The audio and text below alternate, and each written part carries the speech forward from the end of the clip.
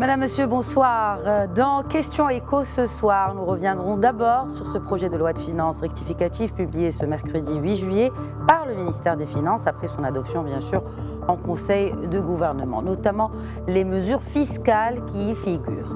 Entre régularisation, report des échéances et augmentation sur les droits d'importation portés à 40% pour privilégier le produit Made in Maroc, que pense la CGEM de l'efficience de ces mesures à relancer l'activité économique?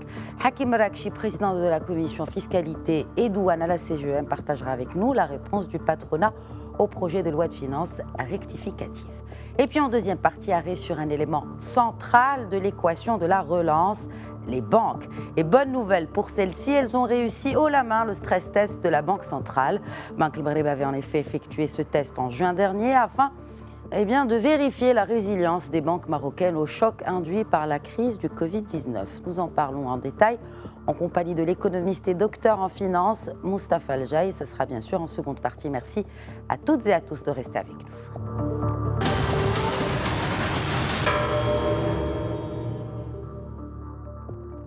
Retour avant de joindre notre premier invité sur les mesures fiscales contenues dans le projet de loi de finances rectificative avec Ala Menani.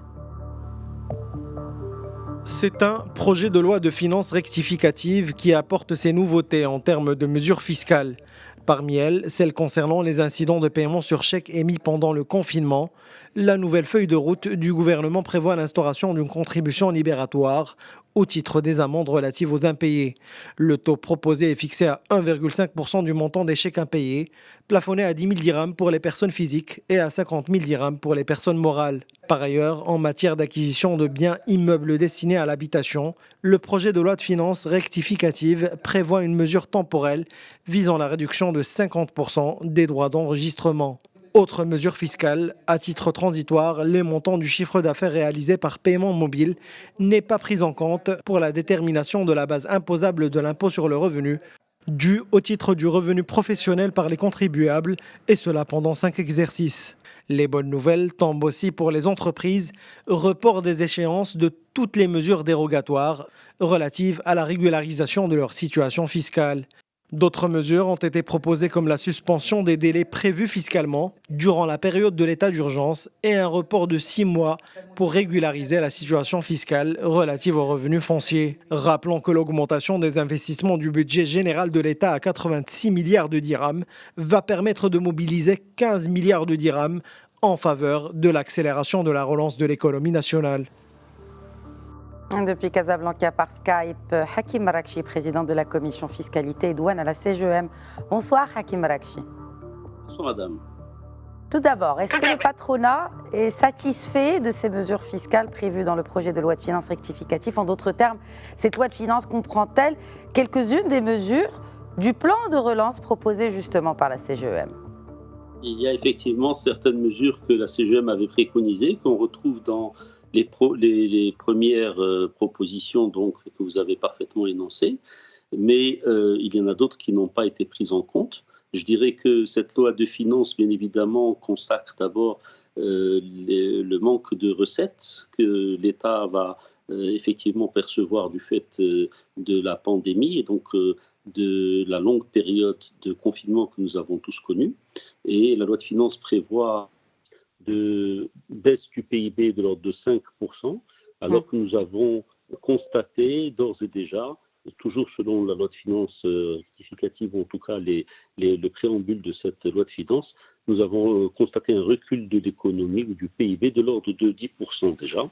Donc l'hypothèse de base qui a été, sur laquelle la loi de finances rectificative a été construite, c'est quand même une reprise assez rapide et assez importante de l'économie, puisqu'on passerait de plus de moins 10% à au total moins 5% seulement à la fin de l'année. Sur ces hypothèses-là, effectivement, la construction est tout à fait cohérente, mais nous redoutons que les entreprises aient davantage de difficultés de trésorerie et il y a certaines dispositions, notamment l'accumulation des échéances fiscales au 30 septembre puis à la fin de l'année, que nous redoutons pour beaucoup d'entreprises qui ne seraient pas à même de faire face à ces échéances. De même qu'il y a une problématique qui est posée par rapport aux taxes locales, étant donné que beaucoup de petites entreprises ont vu leur activité s'arrêter ou être fortement réduite et qui devront malgré tout payer donc ces taxes locales ou taxes professionnelles. Et là, nous demandons instamment des amendements de façon à introduire des dispositifs d'allègement de ces charges. Justement, hier, l'argentier du royaume, Mohamed Ben Chaboun, était devant la commission des finances de la première chambre et il avait répondu aux détracteurs justement par rapport à ces mesures fiscales, opposition aux majorités d'ailleurs, en leur demandant « je ne pourrais que vous demander de m'aider à résoudre cette équation à 6 inconnus ». Oui, tout à fait. Il est bien évidemment, M. Ben Chaboun se trouve devant une difficulté majeure. Simplement, disons, il y a une priorité pour nous, et d'ailleurs que la loi de finances a repris également, c'est la sauvegarde des emplois et la sauvegarde des entreprises. Donc, il s'agit simplement d'aménager des délais, surtout pour les entreprises les plus fragiles. Par exemple, il y a certains principes qui restent malgré tout, disons, constants. J'ai compris, pour ma part, que la principale préoccupation des argentiers du royaume, c'est d'emprunter des devises, ne pas être en mesure de les rembourser. Ça, nous avons parfaitement compris cela d'un côté, mais d'un autre côté, on ne peut pas demander aux entreprises de payer des charges ou des impôts lorsqu'elles n'ont pas eu d'activité. Par exemple, la cotisation minimale, qui est pensée pour faire payer des entreprises qui sont réfractaires à l'impôt, n'a pas lieu d'être cette année pour les entreprises qui se sont retrouvées en situation de handicap du fait du confinement et de la crise du coronavirus. Mais encore une fois, les hypothèses sur lesquelles sont bâties cette loi de finances rectificative, qui est malgré tout une reprise assez forte de la croissance lors du second semestre, nous paraissent être optimistes et nous espérons que cela se produira effectivement. Passons à présent à ce point de relèvement du droit d'importation qui passe de 30 à 40%, bien sûr applicable sur certains produits à la consommation. Pensez-vous que ce soit une bonne nouvelle pour le Made in Maroc? Si oui, comment? Alors, il y a une bonne nouvelle dans le préambule sur la loi de finances, c'est l'incitation à consommer marocain, et il y a tout un dispositif qui est prévu pour cela. Donc, dans ce dispositif figure effectivement le relèvement des droits de douane à 40% pour certains produits. Simplement, il faut regarder d'un peu plus près les produits qui sont concernés, parce que malgré tout, le Maroc a signé de nombreux accords de libre-échange, et donc il pourrait y avoir des vases communicants, et finalement la baisse ou l'augmentation des droits de douane sur certains produits pourrait simplement encourager les concurrents européens ou américains de ces produits à augmenter légèrement leur prix pour bénéficier de l'aubaine que constitue le surcoût pour leurs concurrents asiatiques notamment.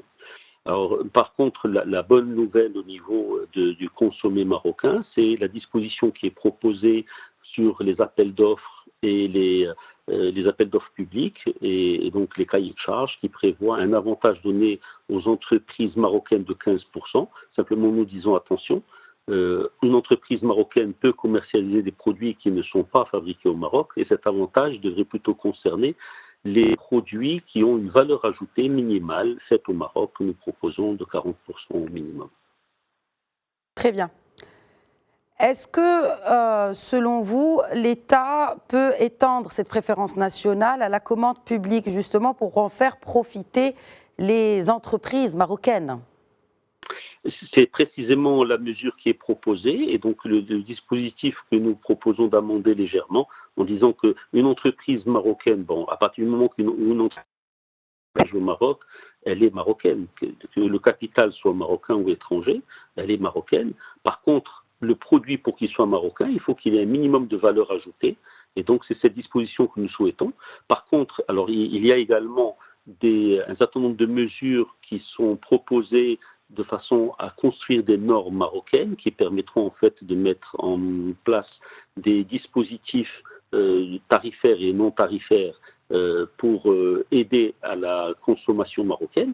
Simplement, il faut aller un peu plus loin. Donc, je crois que dans le projet de loi de finances, il est prévu également un dispositif pour inciter le consommateur marocain ou le consommateur national à acheter des produits marocains, nous pensons que le dispositif doit être complété également au niveau de la distribution, au niveau des points de vente, et que ce ne soit pas simplement une incitation verbale, mais une incitation également réglementaire. Par exemple, des linéaires avec un minimum de produits marocains ou des enseignes qui adhèrent à un label consommé marocain et avec des incitations éventuellement, des encouragements fiscaux ou autres.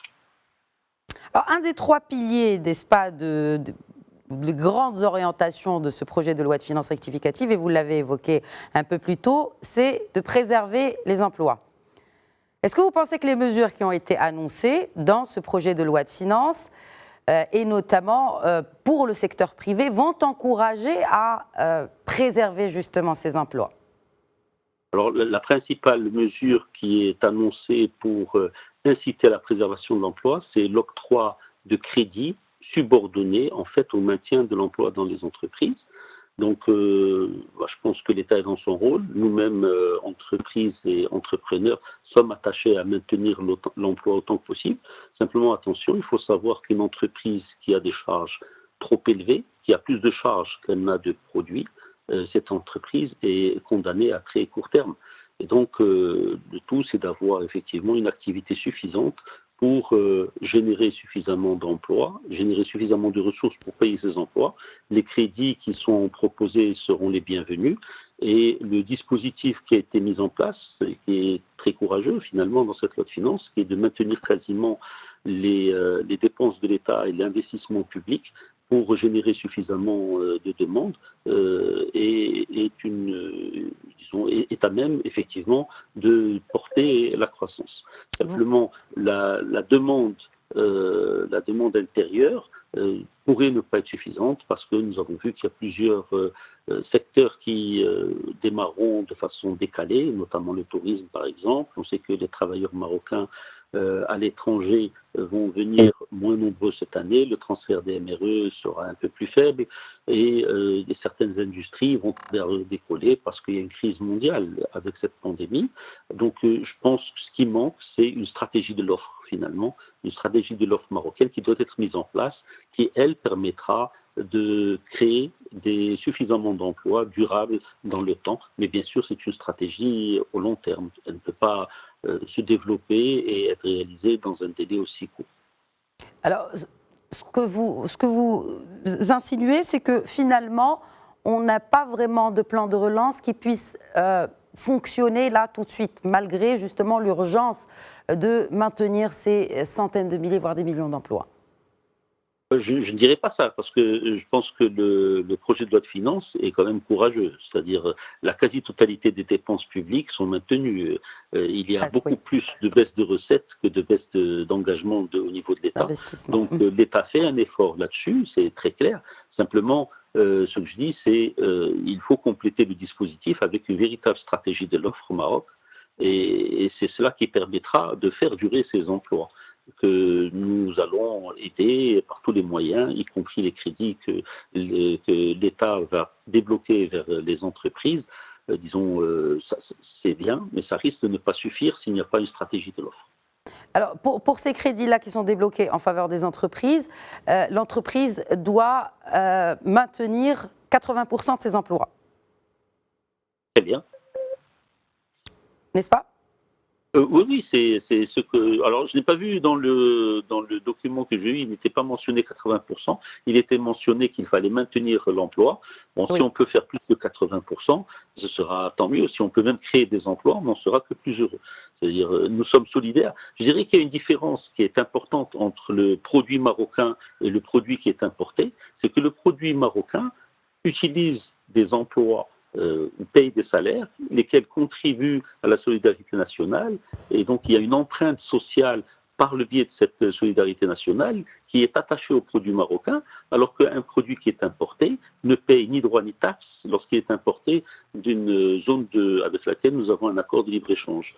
Et donc, évidemment, nous, entreprises marocaines, nous sommes extrêmement attachés à la fois au maintien de l'emploi et à son développement. Et donc, nous ferons bien évidemment tous les efforts nécessaires pour aller dans ce sens.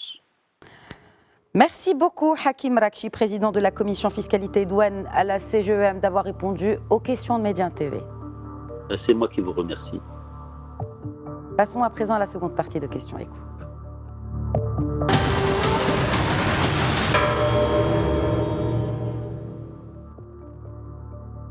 La crise Covid-19 a démontré une forte résilience du côté des banques, comme chez leurs cousines, les assurances. Les détails avec Ala Benani.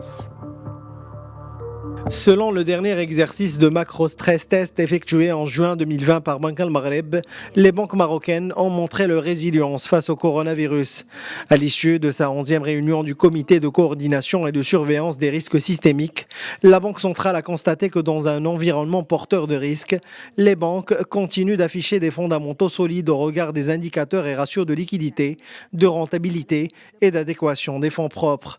En 2019, les banques marocaines affichaient un ratio moyen de solvabilité sur base sociale de 15,6% et un ratio moyen de fonds propres de catégorie 1 de 11,5%, largement supérieur aux minima réglementaires de 12 et 9% respectivement.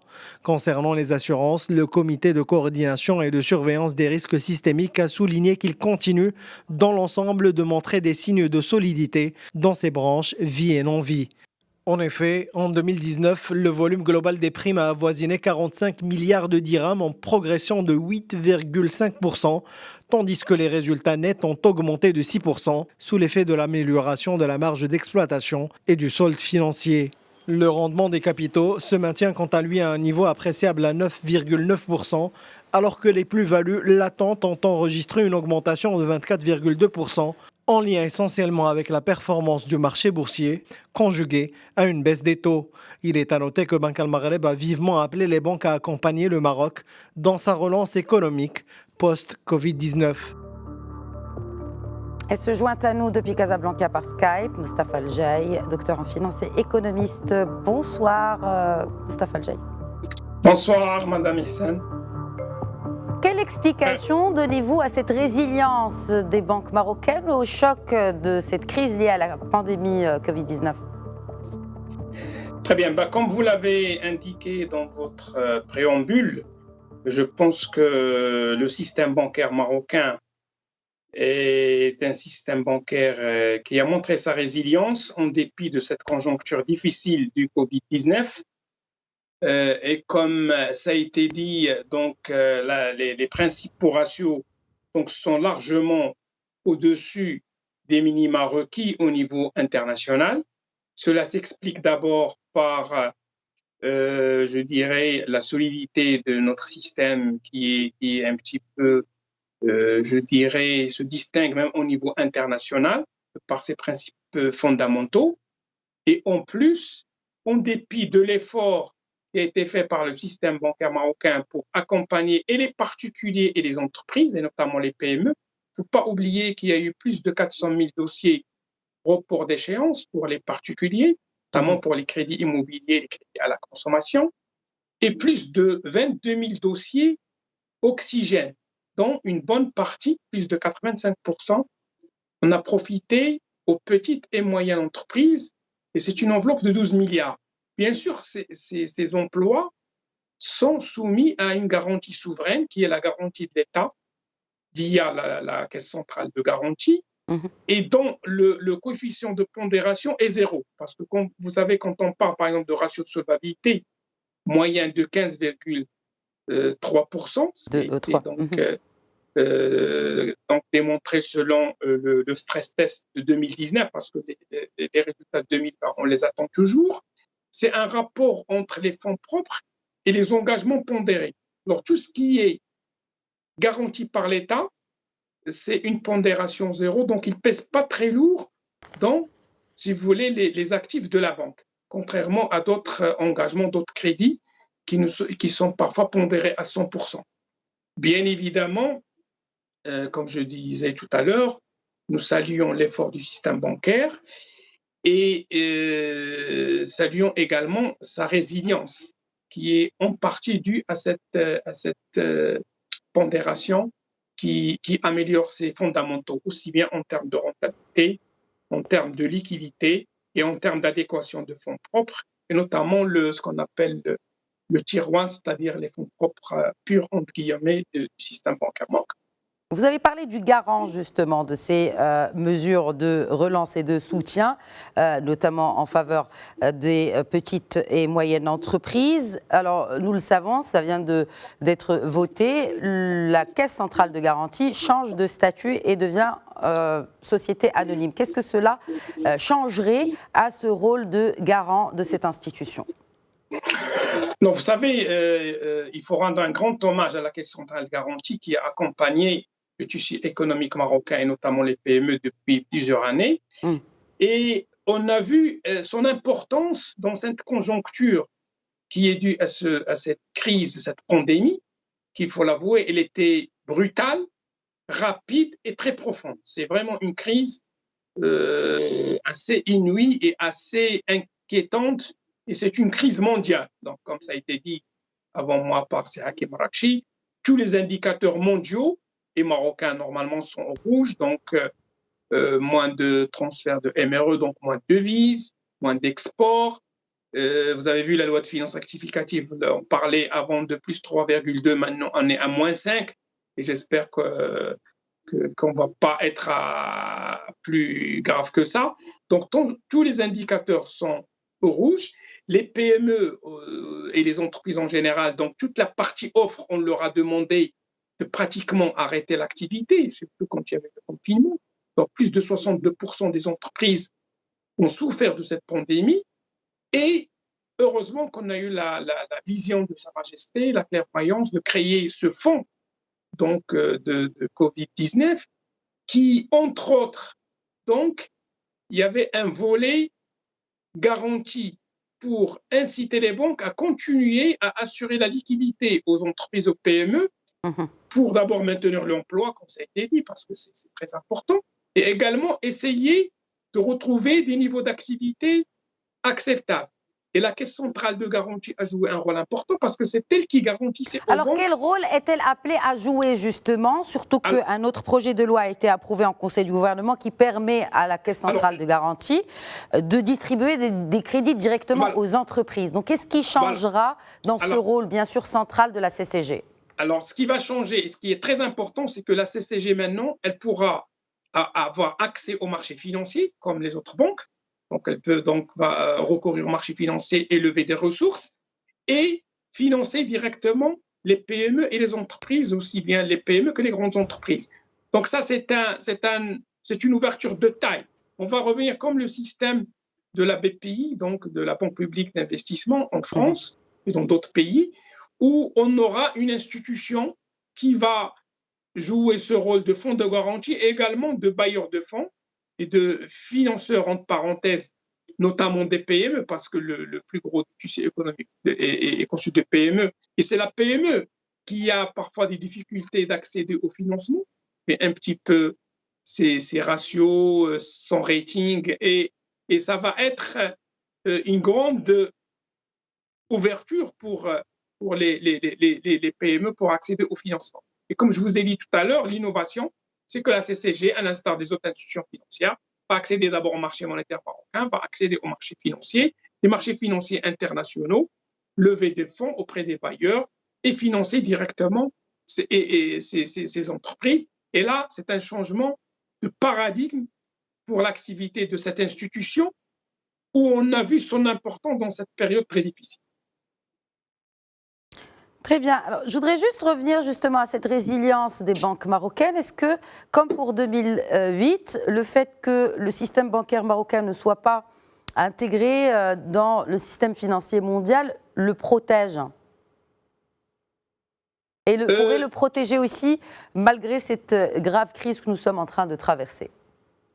Alors, si vous voulez, la crise 2008 était différente, était à mon sens moins grave que celle-ci, parce que nous avions une crise qui était due à une bulle financière. Si vous vous rappelez, on est parti de ce qu'on appelle la titrisation, on a transformé des créances malsaines et toxiques en papier qu'on a un petit peu commercialisé et placé dans le monde entier. Et le Maroc, grâce à la vigilance des autorités monétaires, notamment Banque al-Maghreb et aussi le ministère des Finances et même le management des banques, nous n'étions pas très exposés. Si vous vous rappelez, il y avait même les salles de marché marocaines avaient des limites, je crois que c'était entre 5% maximum d'exposition à l'international et ça nous a servi. Maintenant, avec cette pandémie, nous sommes dans une crise qui est une crise pour la première fois de l'offre et de la demande. Et le système bancaire, c'est certes, on l'a vu déjà vous avez vu les résultats publiés dans le premier trimestre, où on a eu pratiquement que quelques semaines, c'était pratiquement une partie du mois de mars, les créances en souffrance un peu augmenté, les résultats en moyenne ont été atténués de 30%. On attend les résultats de fin juin qui, à mon sens, il y aura quand même des baisses relativement significatives pour le système bancaire, mais la résilience est là, le système est tellement, je dirais, solide que je ne pense pas qu'il sera un petit peu très, je dirais, touché d'une manière forte par cette pandémie, surtout que, comme je disais tout à l'heure, grâce à la clairvoyance et la vision de Sa Majesté du gouvernement marocain, nous sommes en train quand même on a bien géré cette crise, que ce soit sur le plan sanitaire ou même sur le plan économique. Et on avait aussi tout le programme de relance qui a été fait par le comité de veille et par la CGM.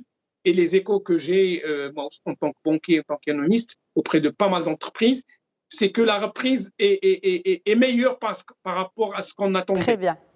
Merci beaucoup. Merci, professeur Moustapha Je vous en prie. d'avoir répondu à nos questions. Je vous en prie, madame, et merci pour votre invitation. Bonne soirée. Merci beaucoup. Merci à tous de nous avoir suivis. Merci pour votre fidélité. Je vous souhaite à tous aussi une bonne soirée, un bon week-end. Et n'oublions pas de rester vigilants et de prendre soin de vous et de vos proches.